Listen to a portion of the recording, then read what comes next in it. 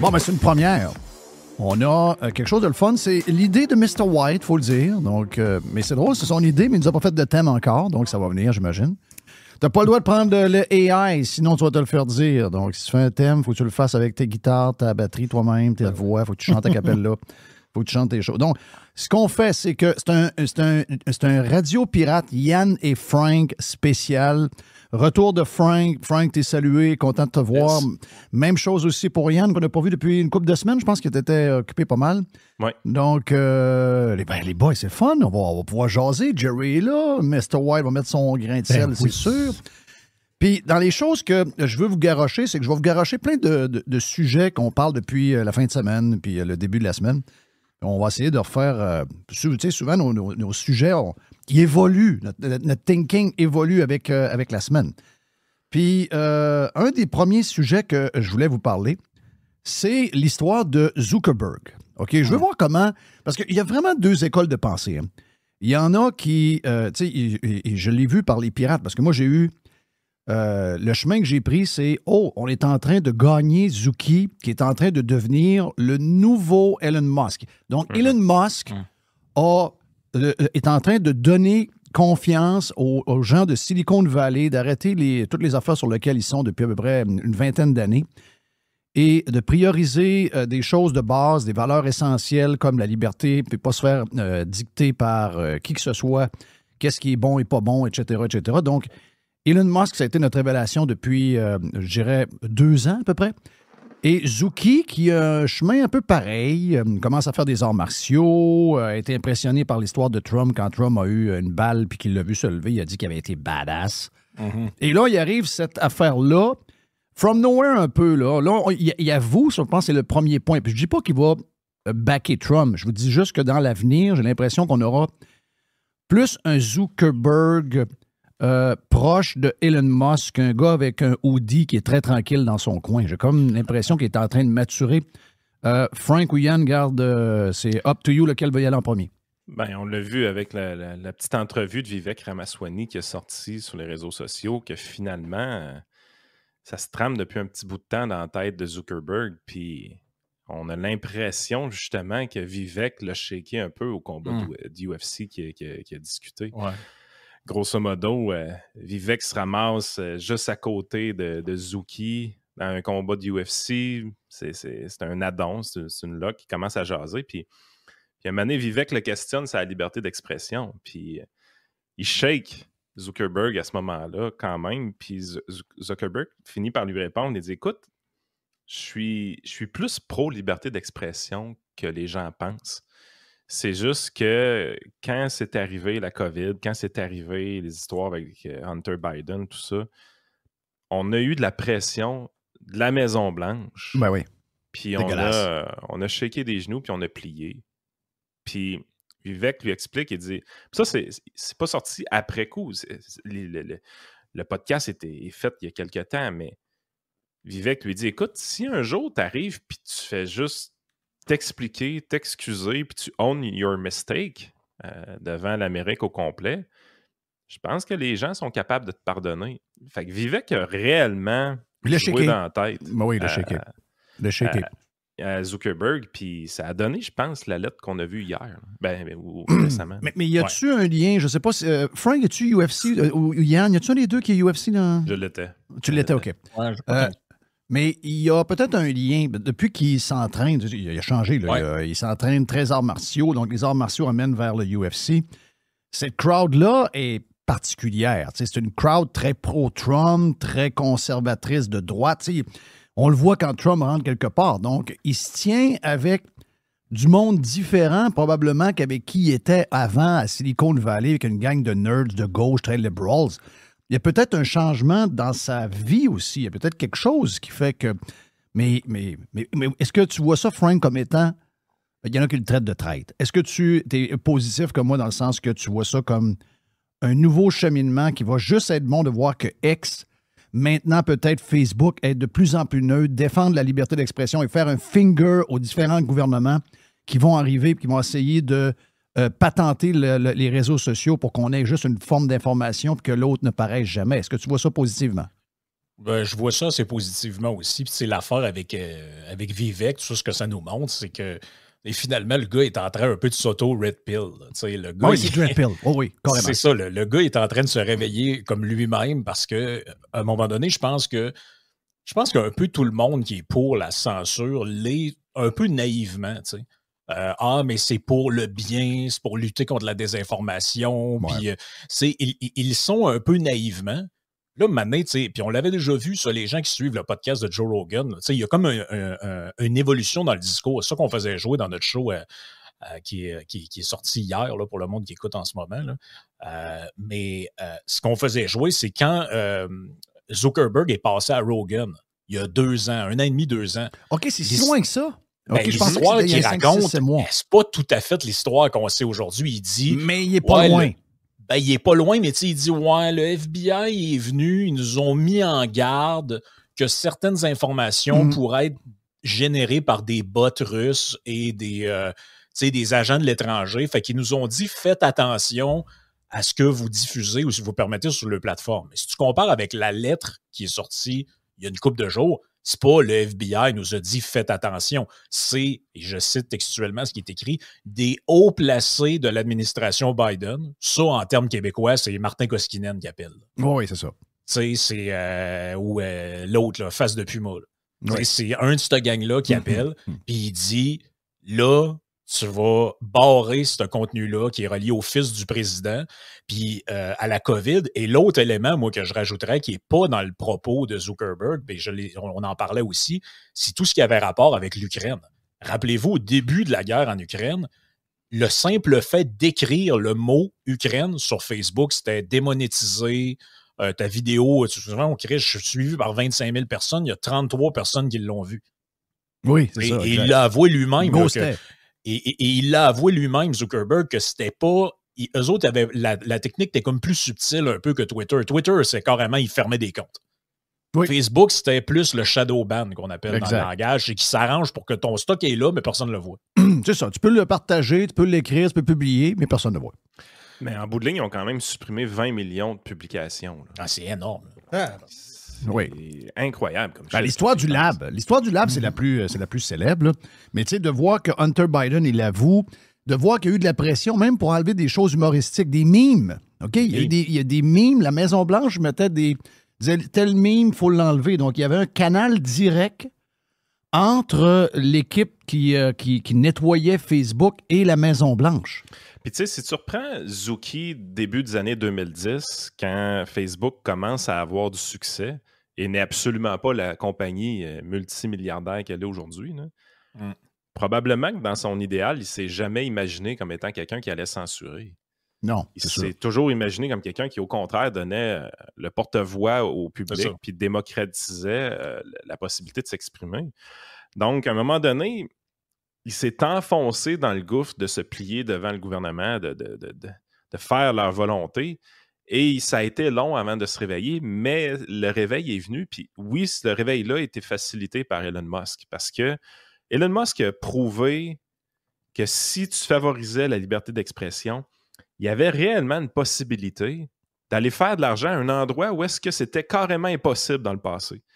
Te rappelles-tu de 2015-2016, comment tu faisais peur aux madames sur Facebook? Tu leur faisais croire que le lendemain matin, Facebook allait être payant.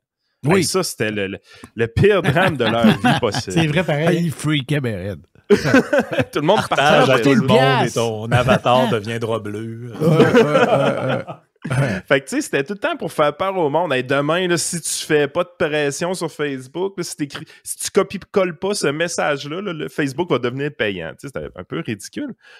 Mais ce qu'on se rend compte, c'est que ce qui passait comme une calamité à l'époque, maintenant, ce que Elon Musk a démontré, c'est que, attendez, là, si tu donnes des outils appréciés par le grand public, tu donnes la chance au grand public de s'exprimer sans censure, le grand public va t'aimer suffisamment pour être prêt à payer un abonnement pour un réseau social.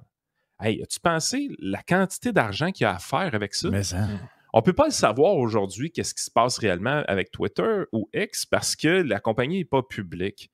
Elon Musk, quand il l'a acheté, il l'a retiré de la bourse.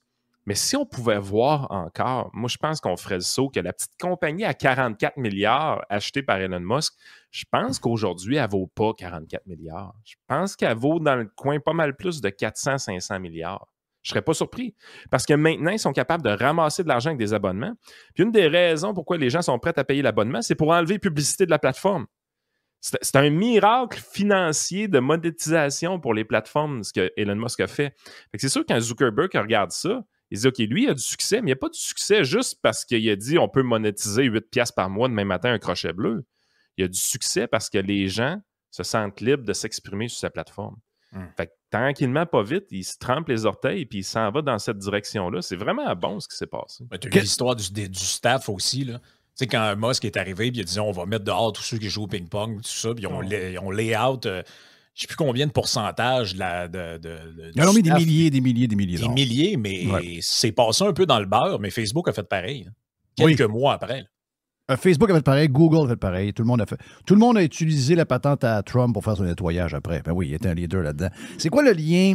Y a-t-il un lien avec tout ce qui se passe avec l'arrestation du Russe, là? Ben, le Russe qui n'aime pas Poutine, qui s'est installé en France, qui est l'inventeur et le grand patron de Telegram, qui est cette application full. Elle est encryptée au complet, donc nos discussions sont vraiment privées pour vrai. Et là, il y a ce qui fait capoter les gens, c'est qu'il y a des organisations qui peuvent s'en servir pour comploter des choses contre le gouvernement, jaser des patentes qu'eux autres ne contrôlent pas bien. Ils sont en train d'organiser quelque chose. Ou encore, même des affaires des groupes criminels, des vendeurs de drogue, des pédos, etc., etc. Donc, c'est une place extraordinaire, mais je veux dire, c'est le prix à payer pour avoir un endroit qui est sécure et safe. Ouais, et tout le monde est à l'aise. Classées, le Journal de Québec puis de Montréal, il n'y avait pas de putes là-dessus? Il y avait des putes. Il y en avait jusqu'à la fin.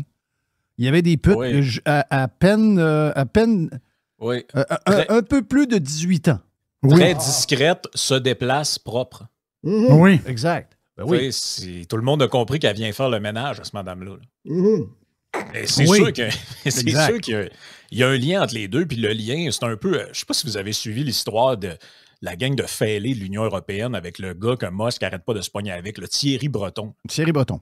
Eux, à l'échelle européenne, ont passé une espèce de réglementation qui dit que, en gros, quand il y a des chercheurs, quote ici, qui veulent avoir accès aux données de ces plateformes-là, la plateforme devrait leur donner accès à ces données-là. Là, tu te dis, OK, de quelles données on parle? Ouais, officiellement, c'est pour de la recherche. Et Musk a comme rendu public le fait que le deal a été passé avec toutes les autres plateformes et ils se sont fait proposer ce deal-là. Si vous nous donnez accès à vos données, on vous laisse tranquille.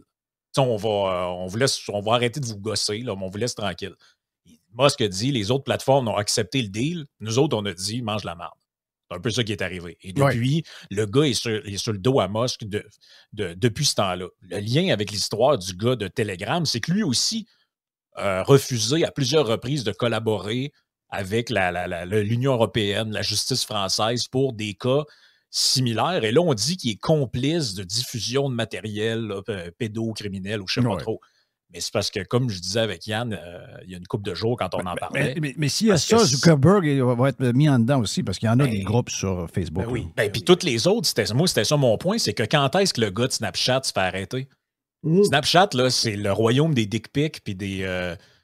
puis c'est pas des majeurs là, qui jouent, c'est des kids de 14-15 ans. Il y a des mères de 37 ans avec le fils de 18. Là. Oui. Ben, toutes ces plateformes-là sont de même. Puis sur Twitter, puis sur d'autres plateformes, il y a des filles qui font de la prostitution, puis c'est annoncé dans le compte. Puis, tu sais, je veux dire, c'est inhérent à ce type de plateforme-là. Le créateur n'est pas responsable de l'usage qui en est fait. Est-ce que les gens pensent vraiment que sur Marketplace, il n'y a jamais rien d'illégal qui s'est tradé là-dessus? Ben voyons. Qu'il n'y a aucune conversation Facebook privée qui implique de la poudre ou je ne sais pas quoi. Voyons, c'est un prétexte qui est utilisé contre ce gars-là. Parce que tu pourrais faire les mêmes accusations contre Zuckerberg, contre le gars de Snapchat, contre Elon Musk, contre n'importe lequel. Et là, le vrai enjeu, c'est que le gars refuse de collaborer Parce que, dans le fond, la justice française, ce qu'ils font, là, c'est qu'eux, en vertu d'un article, je pense qu'ils appellent ça le 19.3 ou quelque chose de même, ce qu'ils font, c'est que quand il y a une association qui vont décréter genre indésirable, là, mettons un groupe un peu de caribous français là, qui n'aiment pas trop les immigrants, ils peuvent là-bas, ils ont le pouvoir de dissoudre des associations. Et quand ils le font, là, après ça, la justice fait des requêtes à Facebook et autres, tu vas me fermer leur page.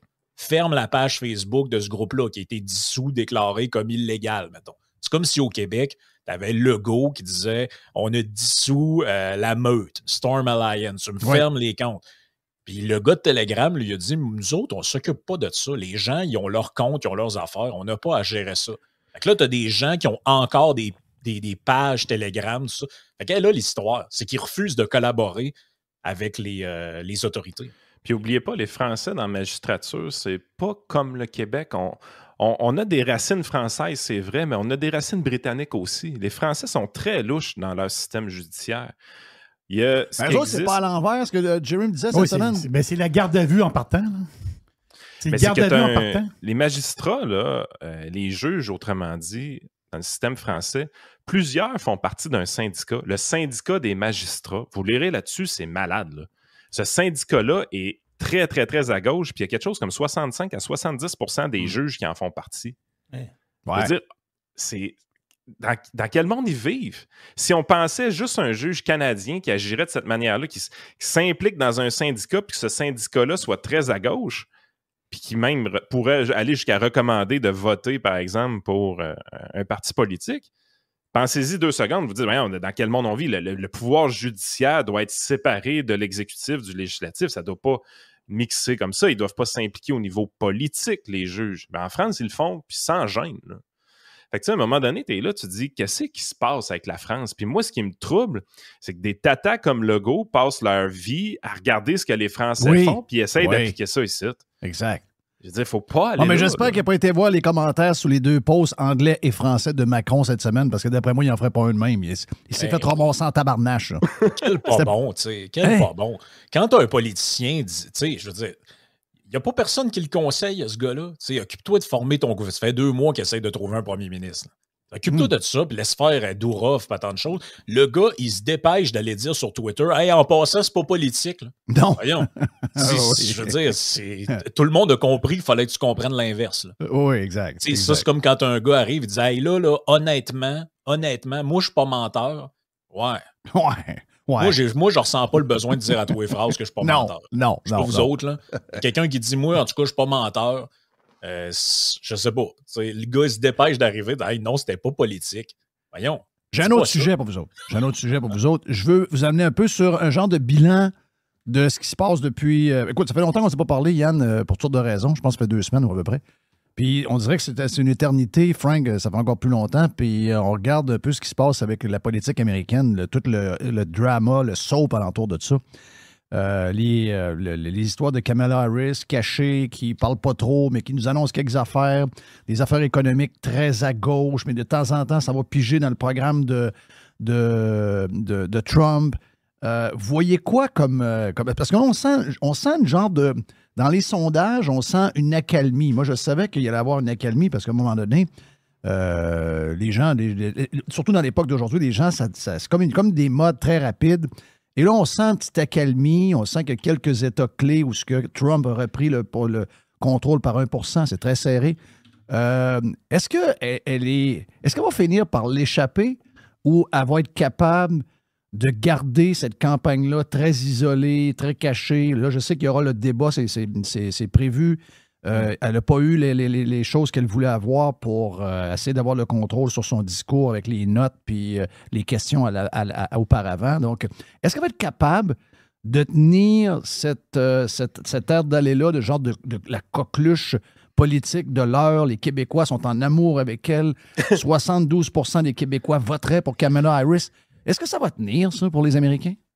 Ben écoute, ce qu'on est en train de vivre avec Kamala Harris, c'est les Canadiens sont au courant. Tu sais quoi? Ils l'ont vécu. Ils l'ont vécu en 2015 avec Justin Trudeau.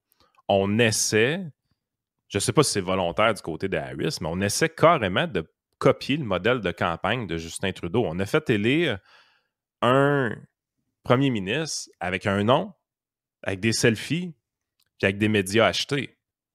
Je veux dire, à un moment donné, tu es là, tu te dis, il n'y avait pas de contenu dans cette campagne-là. Les conservateurs, avec Stephen Harper, essayaient d'avoir du contenu, mais étaient brûlés un peu. Puis les médias se sont mis à pomper Justin Trudeau. Mais tout ce qu'on avait droit de la part de Justin Trudeau dans cette campagne électorale-là, c'était des selfies. Il ne parlait pas. Il ne parlait pas aux journalistes. Mais c'était pas grave, les médias pompaient. C'est exactement ça qui se passe présentement avec Kamala Harris. Nous autres, ce qu'on suit beaucoup, c'est les betting odds. C'est quelque chose qu'on aime ça a baissé énormément. beaucoup, hein? Ça a baissé beaucoup, je pense, hein? Ouais, là, c'est 50-50. C'est OK. toute fin pratique, vraiment square even depuis plusieurs semaines, plusieurs jours. Mais on pensait que Kamala Harris, ça montait. Tu écoutes les journalistes du Dôme, là, puis t'es là, tu s'arrêtes pas de monter, c'est incroyable. Attends peu. Là, les betting odds sont vraiment 50-50 présentement. C'est loin de monter sans arrêt. Puis, tout ça avec un pompage médiatique incroyable, avec une trappe défensive à la Devils du New Jersey puis Jacques Lemaire, incroyable aussi. Fait que tu es dans une position où tu te dis, OK, en jouant la trappe puis en ayant autant de pompage médiatique, on est juste à 50-50 au niveau des betting odds. Ouais. Donc, il va falloir qu'elle parle à un moment donné. Et c'est là que ça va péter. Parce qu'à toutes les fois qu'elle parle, elle est vraiment pas bonne. Puis ce qu'on oublie, c'est que les primaires, le processus qu'elle a skippé complètement, servent exactement à ça. Les primaires aident le candidat présidentiel à devenir meilleur, à le confronter à des adversaires politiques, mais qui sont quand même des alliés. Donc, ça fait en sorte que le tir est groupé, mais le tir est quand même allié, il est quand même moins violent un peu. Et à force de faire des discours, à force de faire des débats, tu viens qu'à être meilleur. Kamala Harris, elle n'a pas fait ça. Et pendant sa vice-présidence, je crois que ses interventions publiques étaient somme toute médiocres et pas on point. Fait qu'elle n'est pas prête à affronter Donald Trump. Pantoute, elle-là. Frank, cette semaine pour Trump, ça a été gros pareil. T'as la fille d'Hawaii qui arrive. Juste avant, t'as Kennedy. Kennedy, lui, bon, ben écoute, il arrive avec une crowd de peu près quoi, dépendamment des sondages, entre 3 et 5 %. Une grosse partie de ces gens-là vont suivre avec Trump. C'est quand même, ça a été une grosse semaine pour Trump. C'est une très, très bonne semaine au niveau, parce que j'en parlais avec Joe Hamel hier, c'est que j'ai l'impression que c'est comme une coalition. Tu sais, je veux dire, Trump c'est un démocrate de New York, avec une vision new-yorkaise, du démocrate qu'on voyait dans les années 80. C'est sûr que l'héritage politique de Kennedy est pareil. Gabbard, c'est la même affaire. Donc, ce sont des démocrates avec qui, nous, on est capable de dealer. Si nos gens de gauche, mettons, la CAQ était ce genre de démocrate libéral avec ce genre de vision-là, je pense qu'on serait capable de dealer avec ça. Mais les démocrates ont tellement tassé à gauche dans les dernières années, surtout au niveau social, que beaucoup de démocrates sont complètement perdus. Puis pendant ce temps-là, on fait le ménage de l'autre bord. Les républicains, la vieille gang à Bush, à Cheney, tout ça, eux autres sont en train de partir, puis ils se sentent pas à l'aise avec... donc, il y a une nouvelle coalition, là, une nouvelle... c'est comme une nouvelle gang. On dirait que les... je parle pas la présence de Vivek aussi. Hein? Et Vivek aussi, qui est extraordinaire. Parce que Vivek, c'est notre gars. Nous autres, quand je dis en 2016, 2020, je ne suis pas un fan de Trump, je ne suis pas un fan de Trump parce que Trump ne maîtrise pas ce discours économique-là en faveur du libre-échange, en faveur de la libre entreprise. Je ne l'ai jamais vu comme étant un champion là-dedans. Sauf qu'avec Vivek dans son équipe, peut-être un Vivek qui ramasse des questions très économiques pour Trump, ça vient quand même changer la donne avec une partie des gens plus libéraux, honnêtement. Exact. Donc, Frank, tu vois quoi avec toute l'arrivée de... Vois-tu la coalition? Tu vois-tu une... On dirait que... Et Trump laisse de la place à ces gens-là, ce qu'il ne faisait pas avant.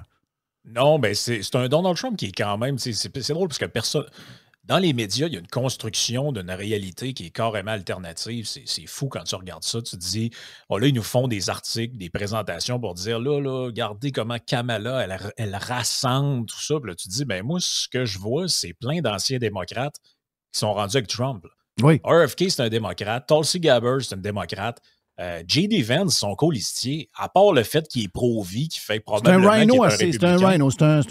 un républicain mou. Et c'est ça qu'il est allé chercher un peu. Puis c'est un gars à base qui tire les républicains par la gauche sur le plan économique. C'est un gars qui veut un salaire minimum élevé, qui vient d'une place de pauvre. C'est pas un républicain à la George Bush, pas pantoute. C'est une autre famille, ça. Puis tu vois tu vois les gens qui s'opposent.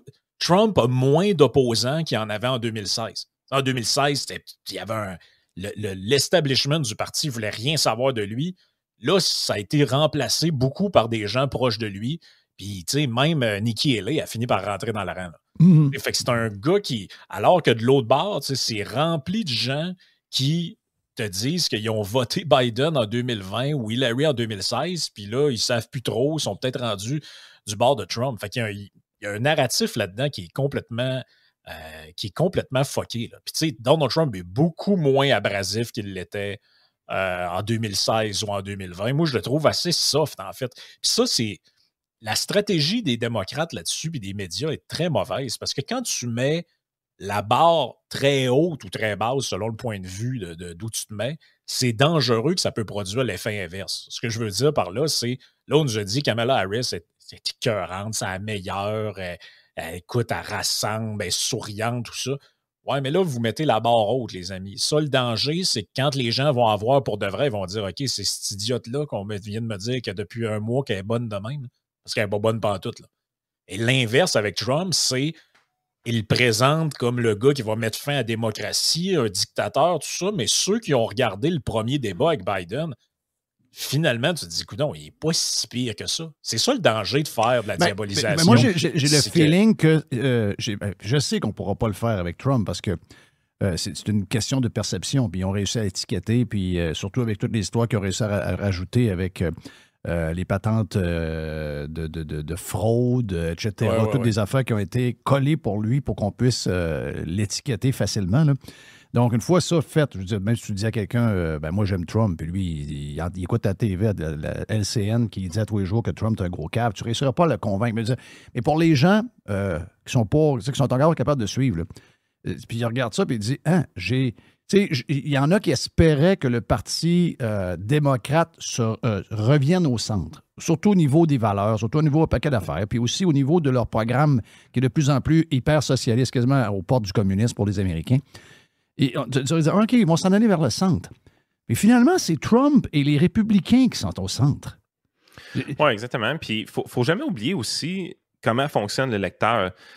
Tu sais, on a toujours le même défaut de penser que l'électeur est très fluide dans ses choix. Donc, peut voter démocrate, peut voter républicain, va se considérer indépendant. Donc, change d'idée à peu près tous les 2 ans ou peu importe. C'est pas exactement ça qui arrive parce que la game, c'est qu'il y a beaucoup de gens qui vont carrément pas voter. Oui. Donc, c'est plus des switch on-off. J'ai un électeur républicain qui, lui, est toujours à on parce que c'est quasiment un militant. Donc, lui, peu importe l'élection, il va aller voter pour n'importe qui est républicain. Tu as la même chose du côté démocrate. Sauf que plus tu te rapproches du centre, ben, tu arrives dans le centre droit, puis les gens qui sont au centre droit vont se dire, ben écoute, moi, généralement, je vote républicain. Ça prendrait de quoi d'exceptionnel pour que je vote démocrate. Mais ça arrive que je saute des élections parce que si le candidat ne m'intéresse pas, je le saute. Je pense que donc, ce qui devient important, c'est que tu dois comprendre que la clé, c'est la mobilisation de l'électeur. Est-ce que l'électeur va être assez mobilisé pour se déplacer pour aller voter? Je pense qu'en 2020, la victoire de Joe Biden est principalement due au fait que l'électeur démocrate était extrêmement mobilisé pour vaincre Donald Trump. Donc, il n'y a personne qui a été voté pour Joe Biden. Il n'y a personne qui l'aimait. Non. Les gens, ils voulaient juste sortir Trump de là. Ils trouvaient que c'était dégueulasse d'avoir Trump là. Ils voulaient s'en débarrasser à tout prix. Donc, le niveau de motivation anti-Trump était extrêmement élevé. Mm-hmm. Puis au niveau des Trumpistes, ben, l'intérêt est un petit peu moins là. À cause de la COVID. La COVID a scrappé bien des affaires. Exact. Sauf que là, on essaie de nous faire croire qu'il y a un enthousiasme pour Kamala Harris et ce n'est pas le cas. L'électeur démocrate, je ne sais pas pourquoi il va se lever pour aller voter pour Kamala Harris. On sait pourquoi le donateur du parti va donner de l'argent. Lui, il n'y a pas de problème avec ça. Mais qu'est-ce qui va réellement motiver l'électeur démocrate à aller voter pour Harris alors qu'on fait face à un Donald Trump qui s'est assagi ou qui a vieilli puis a baissé en niveau d'énergie, mais qui ne sent pas le besoin aussi grand qu'avant d'insulter tout le monde? ben ça change la game. Puis ça fait en sorte aussi que, tu sais, l'électeur ne veut pas sortir Trump de la présidence, là, présentement. Il n'est pas là. Ah, on va dire, OK, là, on va aller sauver la démocratie. Écoute bien, sauver la démocratie, si c'est ça ton cri de ralliement, c'est pas mobilisateur. Si ton cri de ralliement, c'est « on va voter pour la joie », c'est pas mobilisateur. À un moment donné, Chris, arrêtez de prendre le monde pour des caves. Là. Tu peux pas dire à un gars, prends 2 heures de ta journée pour aller voter dans le but d'être heureux, mon ami. Non. Ça fait donc bien calinours comme stratégie électorale. Ouais, puis en plus, c'est fake à mort.